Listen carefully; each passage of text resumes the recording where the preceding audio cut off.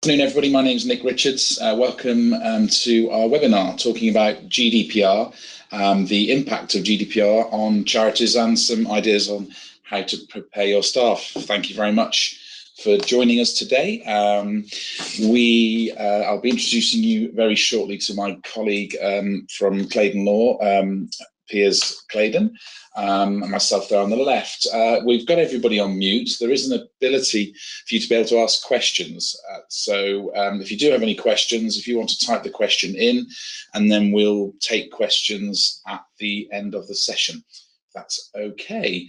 We're probably going to be about half an hour, 40 minutes. And I'm just going to flick over to cover. In a moment, I'll hand over to my colleague Piers, who will talk for 20 minutes or so to give you a background on GDPR, explaining some of the key elements that's making it a game changer and why it's such a big change, why everybody's talking about it at the moment.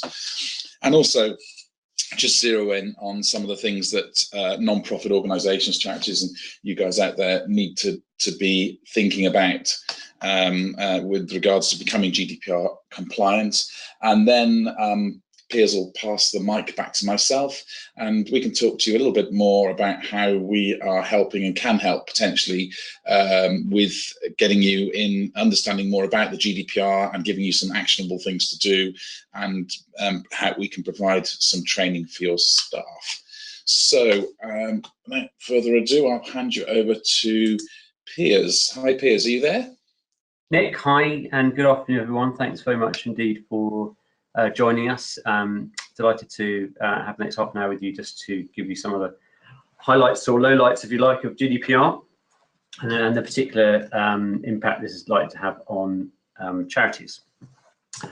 Okay, just a very quick bit of background to the extent you're not already aware. GDPR, the General Data Protection Regulation, is effectively going to bring in the biggest change in data protection law that we've had in the last 20 years. It's coming from Europe, and it is coming on the 25th of May this year.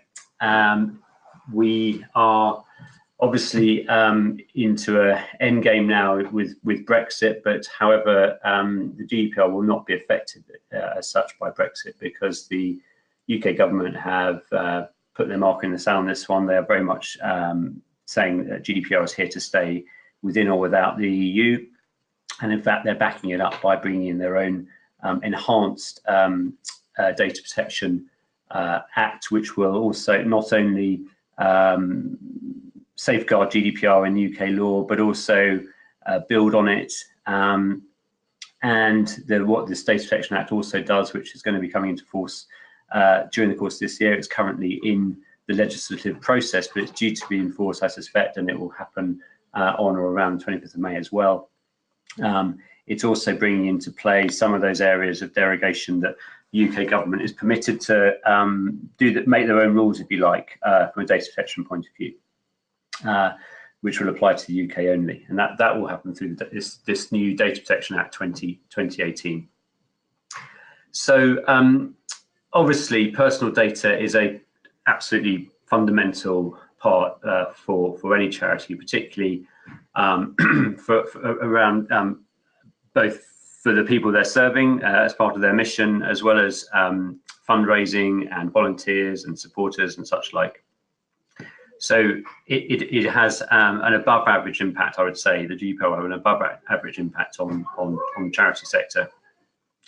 Unfortunately, the penalties for non-compliance have now greatly increased, and you will no doubt have heard about some of these, potentially up to 4% of annual revenue, or 20 million euros, whichever is the higher, being at the very top end of those sorts of penalties that non-compliant organisations might face. Now, I have to just note a point of skepticism about that in terms of how this is going to impact. There's been a lot of scare stories around the penalties. I actually think, and a lot of sort of commentators agree with this, that the penalty side of it is probably overstated. It's a great scare story, and it's a good way of generating interest in the subject as a big pain point for dare I say it, lawyers amongst other people, but it is probably overstated, particularly in the charity sector, where the ICO, our local regulator here in the UK, the Information Commissioner's Office, has got a pretty good track record actually of being proportionate in penalty notices that she has been able to administer under the current data protection regime, and particularly for charities. Obviously, a number of charities have faced issues in the last few years, particularly around fundraising, and the penalties that have been administered there have been at the low end of the scale. And I said a lot of that to do with the fact that they are indeed charities and rely on public goodwill to be able to keep in existence. So I see no reason why that should change going forward. However, in fact, the biggest area I think for charities is the goodwill of those people who do contribute to charities' coffers. In other words, the fundraising element. And if people are giving money to charities and they feel that their personal data is not being kept secure, there is a potential issue with that fundraising channel drying up slightly. So I think that's probably the bigger area. So the loss of reputation and goodwill for charities, I think, is probably the main risk area. And it's worth me also just mentioning that where individuals are adversely affected by a breach of the new data protection regime, it's now going to be much easier for them to bring actions against the organisation that was looking after their data. In this case, the charity, the so-called data controller.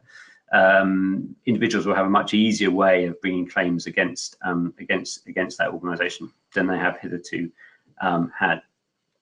Leading some people to say this is going to be a new kind of PPI claims wagon rolling into town, but time will tell about that. But certainly one to think about. Now, in terms of main changes from the DPA, the Data Protection Act, the current Data Protection Act, a lot of the core principles and definitions remain the same. So we know about the concept of data controllers and data processors. Some definitions have been expanded on. For example, the personal data definition has been expanded on, and probably has, in fairness, codified some of the things that us lawyers always consider to be personal data, but things like online identifiers, unique user IDs, and in effect, anything really that you should be considering, anything really that is that enables you to distinguish one person from another at a particular level, you should consider potentially being personal data and treat it accordingly. And in terms of compliance, I think this needs to be a sort of cross-organizational approach. It's not just IT, but it needs to look at HR to the extent you have an HR function, marketing, fundraising, the first people who are responsible for your volunteers, where you outsource any functions, that all needs bringing into the fold from a GDPR compliance point of view.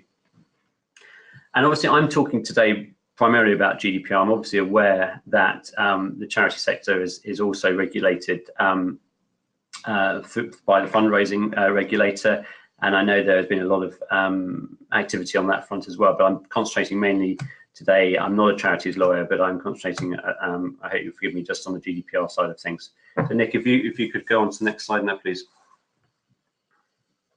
So looking at the first big change that the GDPR has ushered in, this is a slightly intangible concept of accountability, and it's really building on some principles which anyone who knows about information governance will not find alien to them. It's talking about being able to show not just that you are complying with the law, but being able to show that you are complying with the law. So it's very much down to paper trails, record keeping, and keeping a record, if you like, of the decisions you've made about personal data, and being able to show that you are having privacy and data protection considerations very much at the front of your mind when you are embarking on a new process or potentially a new fundraising round, for example. And the GDPR, this touches on various parts of the GDPR, but certainly there's a big element of requiring policies and procedures to ensure that you can demonstrate that compliance. Of course, that's not just a fundraising issue. It is having internal records that you maintain and keep up to date, which shows the sort of data flows within the organisation. Potentially have a data protection officer where that's required. For example, where you're monitoring large amounts of information or handling sensitive, what is currently called sensitive personal data, but will in the new world be called special categories of data. A data protection officer will almost certainly be required for those organisations doing that. So one to consider there. The GDPR goes into a lot more depth around having information security measures in place, so that it must be appropriate to safeguard people's personal data. So it will no longer be good enough to sign up to one sort of antivirus piece of software. That the GDPR will look at that, or the regulators and will look at that and just look at what is sort of standard practice generally. And if you're falling short of that yardstick, then it's possible that you may be called up. And then finally on this one, just what the GDPR expresses as privacy by design, which is, as I say, just this is all about keeping privacy very much at the front of mind within your organisation. Only gathering personal data where you really need it, so data minimization is key, and carrying out where you are doing anything that's particularly risky or maybe particularly risky to the individuals concerned. If it was ever to to suffer a security breach, have you done a data protection impact assessment, a DPIA, to think about those risks and to put in place sufficient mitigation measures to try to cover off the potential consequences of that. So in terms of what to do at this stage, clearly, in order to see what you've got to do, you need to know where you are at the moment. That means kind of doing an audit, and hopefully that audit will show you where the gaps are between your current practices and processes and where you need to be by the 25th of May. Having in place good records, clear records of your data processing activities. Think about the DPO appointment and consider whether you need it as mandatory or whether you want to have one anyway as a point of good practice.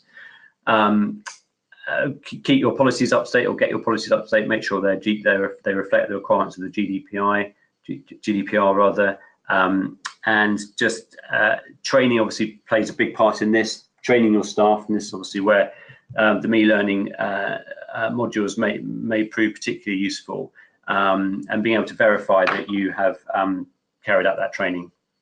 And to the extent that you have codes of conduct or certification available to you, do think about possibly getting yourself certified under those as a means of showing that you're taking your privacy obligations seriously. Thanks, Nick. Next one, if you don't mind. So coming on to the consent, and again, this is one I know that it's very much at the forefront of mind for the charity sector. Consent has become quite a tricky issue for many organisations, because in order to process people's personal data in a legal way, organisations have to base that processing on certain legal grounds, legal conditions, one of which is consent. And that's why we're all very used to seeing these sort of tick boxes when we fill in our online forms.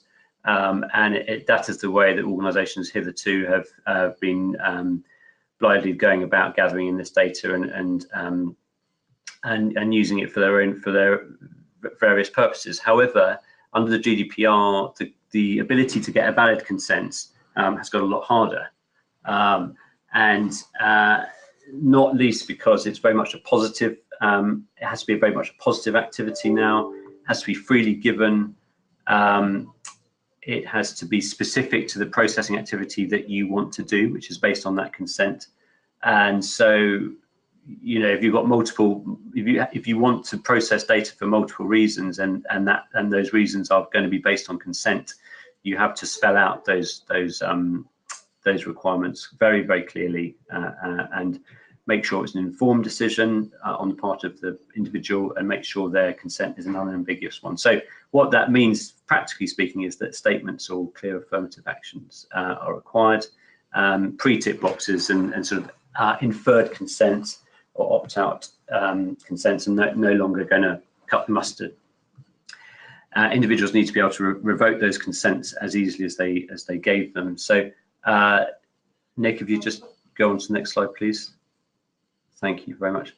And because this is very much goes to the heart of individuals' privacy rights, failure to comply in this particular arena might attract a higher level of fines for non-compliance. So in terms of what to do, clearly you need to look at your consents that you've currently got to the extent they are dependent upon, and see whether they match up to the GDPR level of consent. If they do, then great, you don't need to go out and repaper them. If they don't, then you've got two options. One is to go out to those users and to those individuals rather, and try to get their consent in a GDPR compliant way, or perhaps look at an alternative basis for their processing. And this is something that is permitted under GDPR as a one-off. If you find that you've got people's personal data that was based on an out-of-date or old-style consent, it's possible that you might be able to carry on that processing by under what's called the legitimate interest head, and that is quite a difficult head to get under. But in short, it all goes to the reasonable expectation of the individual. So if you are able to show that the processing you're carrying out, for example, fundraising, and fundraising is seen as direct marketing by the regulator. If you're thinking about fundraising and trying to get fundraising funds rather from individuals, and you're sending out email shots or mailings, then it is possible that that's direct mailing, and it's possible that you say, well, actually that's in our legitimate interest.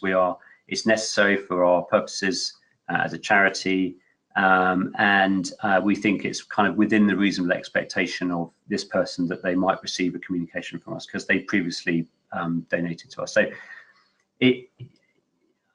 that is a perfectly valid approach to take. It is one that needs to be taken with some care, actually, because there is a fairly technical sort of three-stage balancing test you have to go through to show legitimate interest. But that is a possibility if you feel you can't go out to get new consents. And if you going forward, if you're gathering in people's personal data and you need to get their consent, you need to be able to demonstrate how they got that consent, how you got that consent, when it was given, and indeed have a process that deals with consent withdrawal. Okay, Nick, thanks. So I mentioned at the top of the presentation as an aside that where functions are kind of outsourced or you're buying in services from third parties to help you as a charity fulfill your purposes and your mission, they now fall even more so than ever squarely within the GDPR, not only through you, but also they are liable in their own right to comply with the GDPR. That isn't currently the case under the current regime, but it will be from May. Under the GDPR, data processors will have to comply with a number of areas of the GDPR. Despite that, you as the charity, the data controller, remain very much liable for the acts and omissions of your data processors where they do something that they shouldn't have done.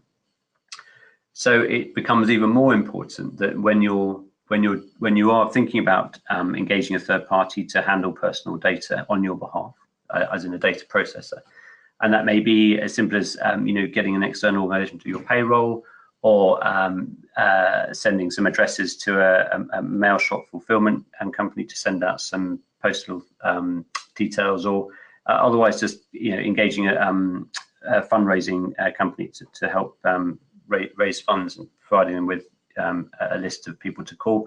they are data processors to a certain extent, and they will need to be engaged on a written contract which has certain requirements set out in it, and the GDPR is quite prescriptive on that. So to the extent you have existing suppliers, you need to look at those agreements that you have with them and make sure that they are compliant with GDPR. They almost certainly won't be unless this action has already happened. Going forward, if you've got standard sort of purchase terms, look at those to make sure they're GDPR compliant. Make sure the contracts meet these GDPR requirements. Make sure the contracts very clearly set out what your data processor is and isn't, what the data processor is meant to be doing, what data are they going to be getting their hands on, what are the purposes which they can process it for, and try as far as you can to ensure that the risk profile of the charity is reflected in that contract, so that where the data processor is responsible for a security breach, for example, and any consequences that flow from that fall at the data processor's door rather than yourselves. But despite having the best contract in the world, the regulator will still very much be looking at what did you do to make sure that you went through the right steps on a sort of risk basis approach to make sure that this person was a proper partner for you. Have you done the due diligence? Have you sent them a questionnaire? Was it filled in? Did you even look at it? You know, all this sort of paper trail becomes really important under GDPR. Nick, next one, if you don't mind. Thank you. So this is a new change under the GDPR where an organisation suffers a security breach, which is one which leads to the accidental or unlawful destruction, loss or disclosure of personal data. They have to report that breach to the regulator, the ICO, within 72 hours of it happening. That is not taking into account any weekends or bank holidays. That is 72 hours. Unless there is unlikely to be any risk to individuals, they have to do that. So yeah, that's quite a high percentage of data breaches will probably be having to be reported to the regulator. There's a slightly higher threshold requirement if you have for when you have to notify affected individuals. If they are likely to suffer some sort of detriment, the wording is if their rights and freedoms are likely to be affected. So, for example, if the risk of identity fraud through the security breach is high, or you deem it to be high, there is an obligation on you as a data controller to inform those individuals of the breach. So it's not just as a one-liner to the regulator either. You do have to have a process which allows you to identify what the breach was, what's been exposed, which personal data has possibly been accessed, and also putting in place on having a process where you can say, and these are the risk mitigation measures that we put in place. We're aware of it. We brought the vulnerability to an end. And we are putting in place mitigation measures to reduce the potential downsides for individuals.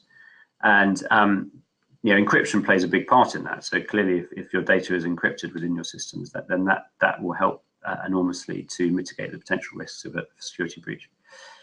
The failure to provide this notification might attract the lower tier up to the lower tier of fines. That's the 10 million or 2% of your annual revenue fine. And of course, if the breach actually reveals an underlying, if the security breach reveals an underlying non-compliance with the GDPR, there's potential fine for that underlying breach as well. Where the security breach has happened through a data processor, that data processor has to inform you as the controller, but not the regulator. Nick, thank you. Next one. In terms of just practical points of what to do, highly recommended to start getting in, make sure you've got a data breach policy, one which enables your staff to identify when that might have happened and what they have to do when that has happened. Make sure that everyone knows what their roles and responsibilities are. In such a scenario, who do they have to tell? What do they have to tell them? by when. Make sure your information security measures are up to speed, such that breaches can quickly be detected. And are you able to see? So, are you able to see rather whose information might have been unlawfully accessed? And think seriously about encryption for certainly for sensitive data, particularly for children. For those of you involved with dealing with children, having encryption and some really strong security measures around that information is really important. Thank you, Nick. All right, so this is my final slide, just touching on some of the increased rights that individuals have under the GDPR, which may or may not be relevant to all of you, but perhaps some of them are. For example, individuals now have a so-called right to be forgotten, right of erasure, if the processing is no longer required, or they object to it, or it's unlawful, unless you've got a legal obligation to keep doing that, keep processing that information. That's an obligation that you need to comply with. Subject access requests remain, so we're used to under the current Data Protection Act. However, the time frame has changed slightly from to now a month, and there's no right to charge for those for complying with those requests. You used to be able to charge an administrative fee, but you can only do that now if the requests become excessive. Where individuals are subject to automated decision making, so a credit check, for example, which leads to being turned down for an application for something, may, for example, enable an individual to say, right, I want to appeal that decision. I want a human to have some input rather into the process. And in terms of what to do on this particular point, think about carrying out data protection impact assessment to make sure you've got the right processes and interfaces. Your frontline staff who are dealing with individuals know how to recognise a request for one of these, exercise one of these rights, and make sure they know where they need to direct that request and how to deal with it and within what timescales. And I think that brings to an end my presentation, Nick. Brilliant. Thanks very much, Piers. There's useful foresight, and hindsight. Perhaps a bit of useful for both. Thanks very much for that, Piers. Piers is going to hang on, hopefully, and take any questions at the end. So I shall just put you on mute, Piers, if that's right, unless you can do that yourself. Yeah, and so really just handing over to me. Thanks for that. Just thought I'd share with you some recent statistics that are out there on the internet at the moment. As you can see, there's still quite a lot of people and a lot of charities that are not even started on their GDPR compliance journey. I guess by default, you, the guys, you on this call today, you've probably already started, so that's great. But it's still quite a lot of people out there who are not even really started on trying to figure out what GDPR is and what they need to do. And as you can see, there are a large number of those charities think that lack of clear guidance is perhaps the biggest challenge. There's a lot of information out there, and a lot of information for you to download, a lot of advice. Some of it's good, some of it's bad. So a lack of clarity on guidance. So I think that there's sort of the common things, really, the themes, really just trying to simplify things down into some basic steps, is that really that somebody at an executive or high level of the organization needs to understand what has to be done, and have that discussion at a high level of how are they going to make sure that the organization is compliant. They need to think about staff training, either internal or people sending people out for training to try and get that information and get whoever's going to make this project successful, make sure they know what they need to do. And then practically, there's a few things that I'm sure you've already picked up on the internet that you need to do, such as things like reviewing your privacy policies, doing an audit of your current practices, things like checking supporters' preferences. So there's quite a lot of work for charities to do, who typically have large databases of personal information, and there's understanding what you need to do is the first step, and then getting out there and doing it is the next challenge. So bear with.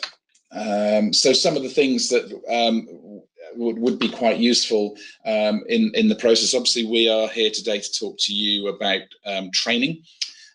So that's only one element of what you need to do. There's a knowledge element that you need to understand. There's a training, which is part of staff awareness and making sure everybody is doing what they are supposed to be doing.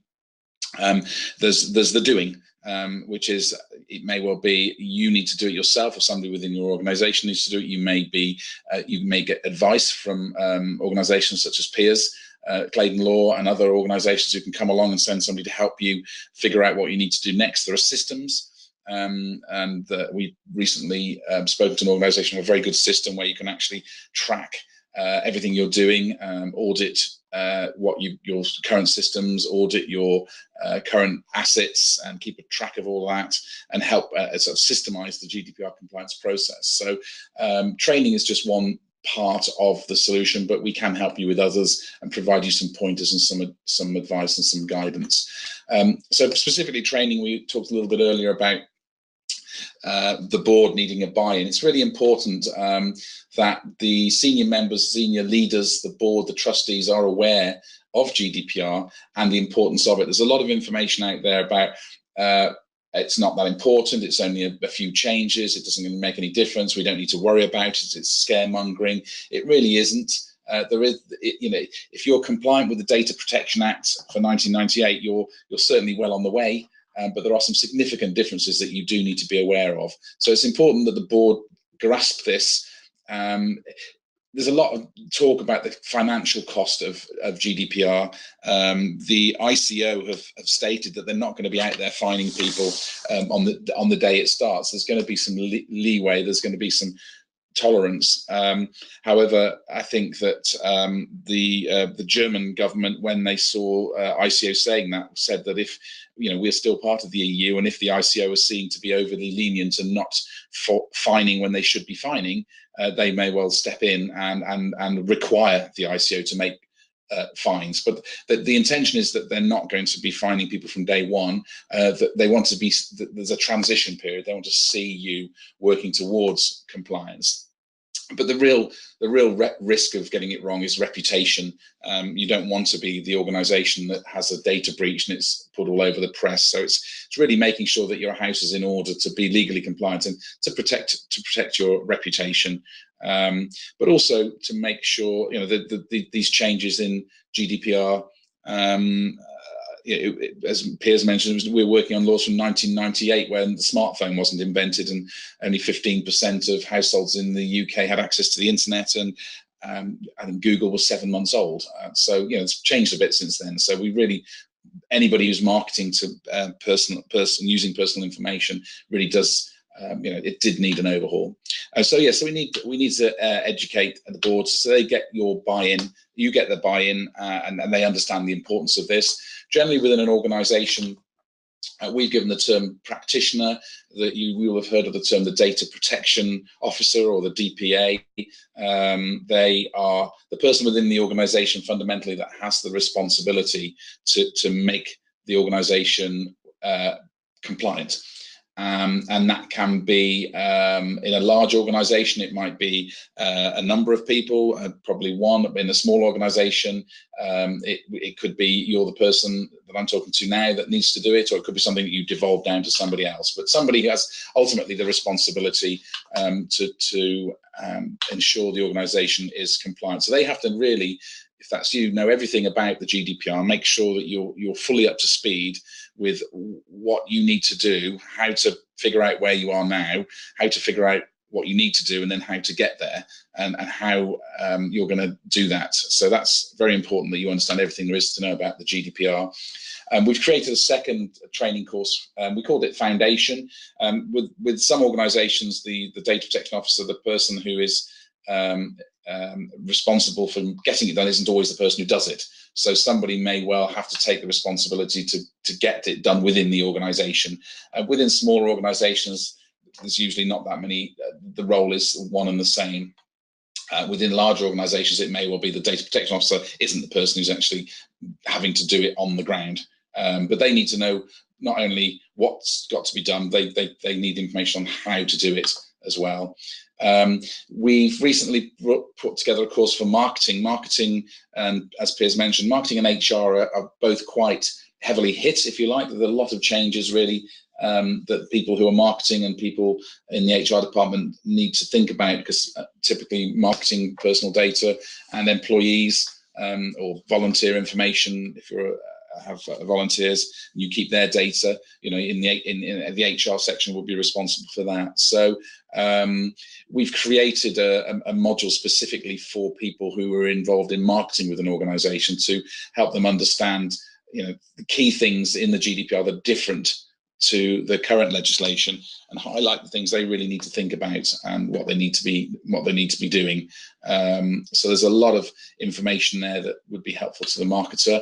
And then finally, there's staff. So this is everybody in the organisation. Part of the requirement is that all staff are made aware of the GDPR and what their responsibilities are. And if you're trying to make change through an organisation, anybody who has access to personal data does need to be have some training and does need to be aware of what the GDPR is. So there is an element of staff training, staff awareness that you need to take into consideration.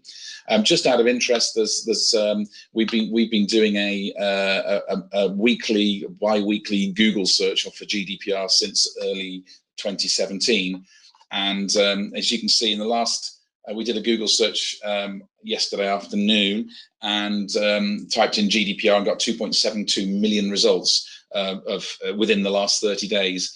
When we started this just under a year ago, I think we started with something like 5,000, and what we've seen 3 months ago is up to about 400,000. And we've seen really since we've hit 2018, there's a massive amount of information and now on the internet. There's so much out there. You know, 27,900 in the last 25 years. It's crazy. Hosepipe of information on the GDPR out there as we're ramping up and getting closer to the event.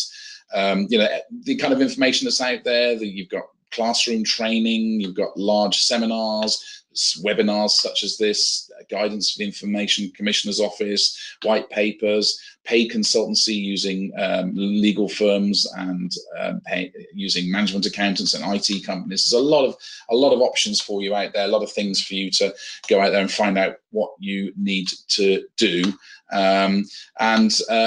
You know, it's quite overwhelming. You know, and as I'm sure you're finding, where do you go? What's relevant? How do you make decisions? Who do you trust? So what we thought would be helpful is to come up with a consistent set of training which gets you well on the journey. It's factually correct with our partnership with Clayden Law, who are data privacy experts or specialists, and we've worked with them to ensure that the content of the e-learning is legally correct and is also kept up to date. So when the UK data protection bill came into Parliament, we updated our courses, and when it becomes the Data Protection Act and when GDPR comes into British law, we will update our courses appropriately. So it's a resource, a living thing that can be used by both you as the sort of senior people or the people who are trying to get this sorted out, and roll it down to your staff. The other thing we do is we provide, Piers and his team will provide a half-an-hour free consultation. So if you buy the practitioner course, which is a 5 hours of e-learning, which covers everything you need to know about the GDPR with advice on what to do, it also comes with a half-an-hour consultation from Clayden Law, which we think is useful, and it's getting a lot of interest. And Piers is talking to a lot of people now about how he can help you with the journey. I won't dwell too much on this slide. It's on our website. It's listing out on the left all the modules that we've developed, broken down, such as introduction and background, what you need to do to comply, and then we bundle those modules into training courses. So you can see Core just has those top 3 an hour and a half of training. Practitioner has all of the modules excluding the guidance for the marketer, which is 5 hours of training, and a marketer gets 3 hours of training. So basically we're bundling modules into courses and then targeting those at people within your organization who just need to know what they need to know. So they're only focusing on the relevant pieces of information to them. So I'm going to dip out now and give you a quick look at the e-learning.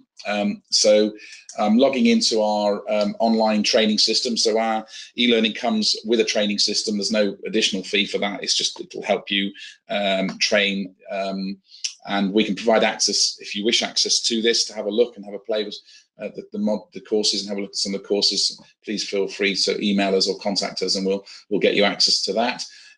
So this is the learning page. Here are the courses: the board, core, foundation, practitioner and marketer. And generally you would log in as and have access to one of these courses depending on what role you had within the organization.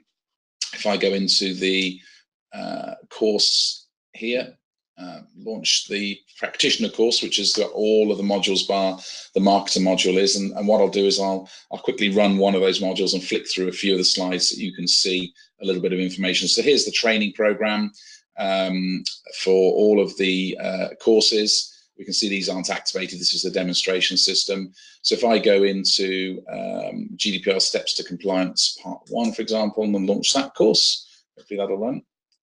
Because I've launched it before, asking me where you left off. Obviously 5 hours of e-learning is going to be pretty miserable for anybody to sit down and go through 5 hours of e-learning beginning to end. So everything's broken down into those 10 modules, and each module you can come and go and retake and pick up where you left off effectively. So I'm going to let this run a little for a moment. GDPR comes into force on the 25th of May 2018, and there is no end of information out there on what organisations need to do to get themselves ready for GDPR compliance. But in this two-part module, we aim to draw it all together. In part one, we will focus on the following topics.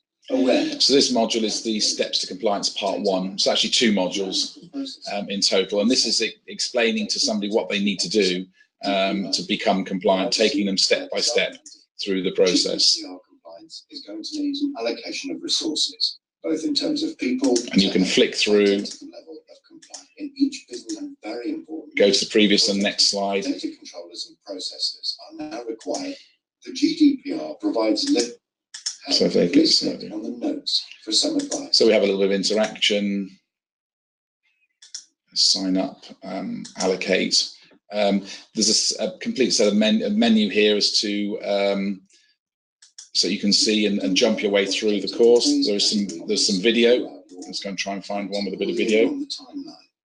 Yeah, so there's a little timeline that you can drag along. So it's the idea with the course is it's interactive. And it kind of engages you. Doesn't want to drag along on that one. Let's skip that one for the moment. I was trying to find a video. So it's taking you through step by step what you actually need to do. I say we've got some videos. Every module has a little test at the end, so you can get an idea of how much information you've received. And there we go. So there's a quick video here. Quick run.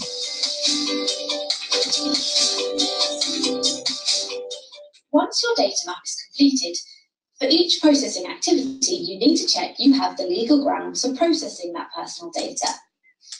For personal data, this includes consent, but also processing is necessary for performing a contract with the individual. Processing isn't. Okay, I think that's probably shown you, get the idea. So effectively what we've done is created a suite of e-learning which includes videos, quizzes, interactivity, links to useful information, which will provide you with knowledge yourselves as to what's required, help you educate your board so they can see what they need to do and can support you, help you educate your staff to make sure they know what their expectations are. And as I say, it's a living thing. So it will change as any laws and regulations change. So just really winding up now, just to give some ideas. When we were out there looking at what other alternatives, going to a classroom for training costs typically £1,000 to £1,800 per person to send somebody on a course. Our e-learning as a practitioner is a 5-hour module. It's the equivalent of a 2 to 3 day course. obviously taken the convenience of being able to do it from your desk or from your home without actually having to go on a classroom course. So hopefully more convenience.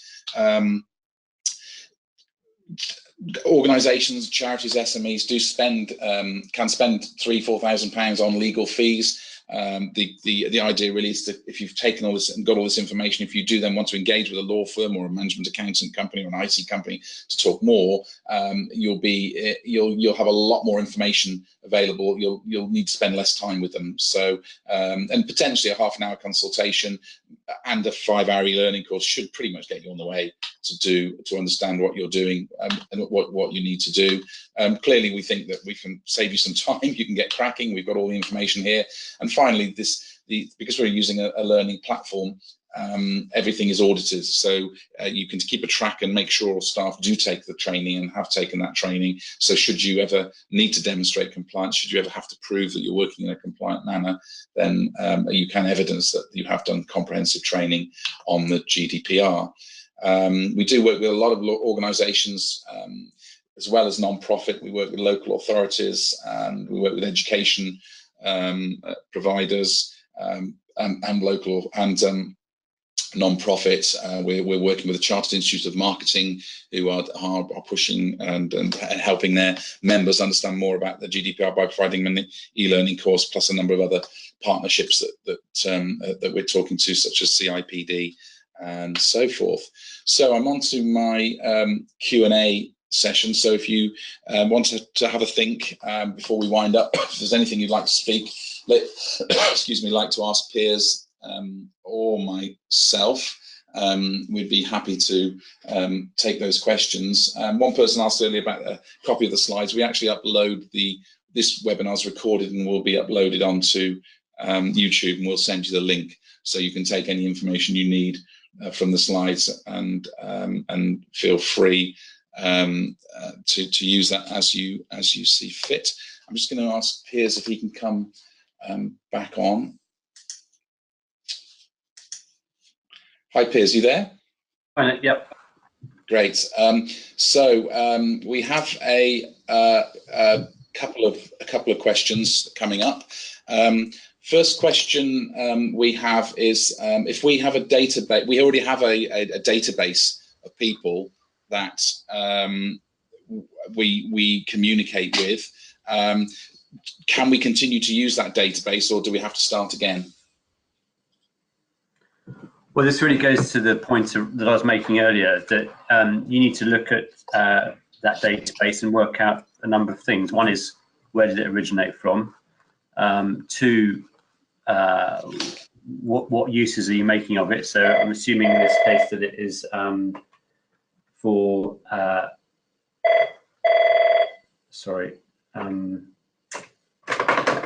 it is for still fundraising purposes, and if that's the case, then we need to look then at, go through the, as I say, how was that information gathered in? Did it come directly from the user, the individual? Was it gathered in from a third party? Was it just trawling the internet, trying to find people who might fit a profile of potential fundraisers for that charity? And in that case, I think you're going to struggle to say that their consents are valid if you have those consents. And if you don't have those consents, then you have a choice. Either you go out and get a valid GDPR level consent, or you try to say that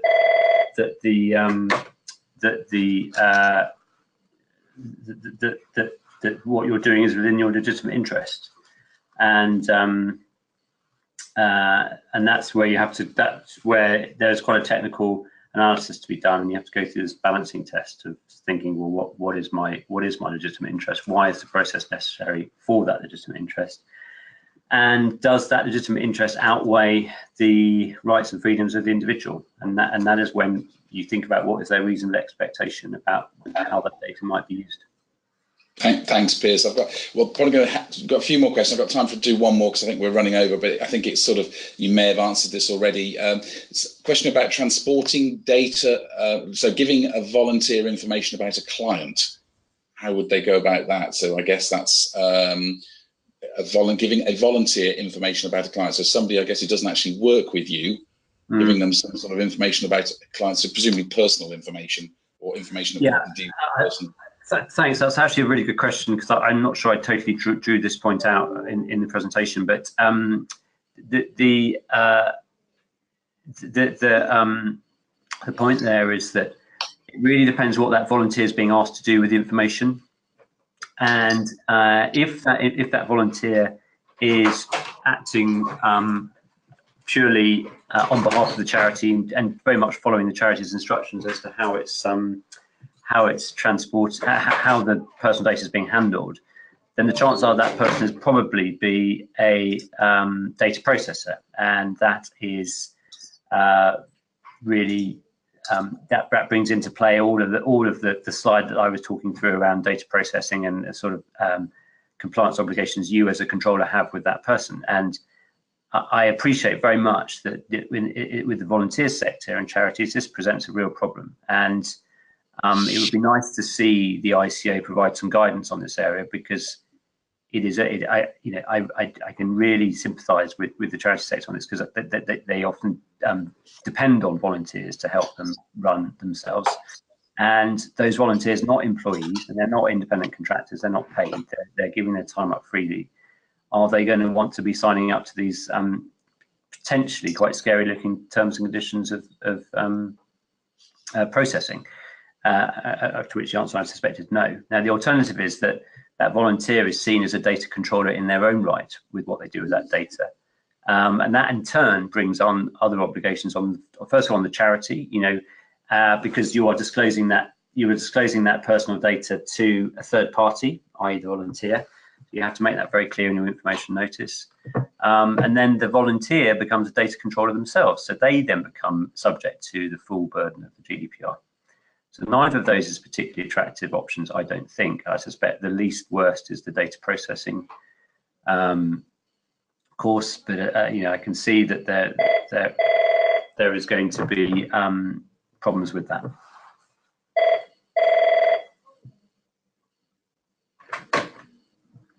Somebody's keen to get hold of you there, Piers, by the sounds of it. Sorry about that. Sorry.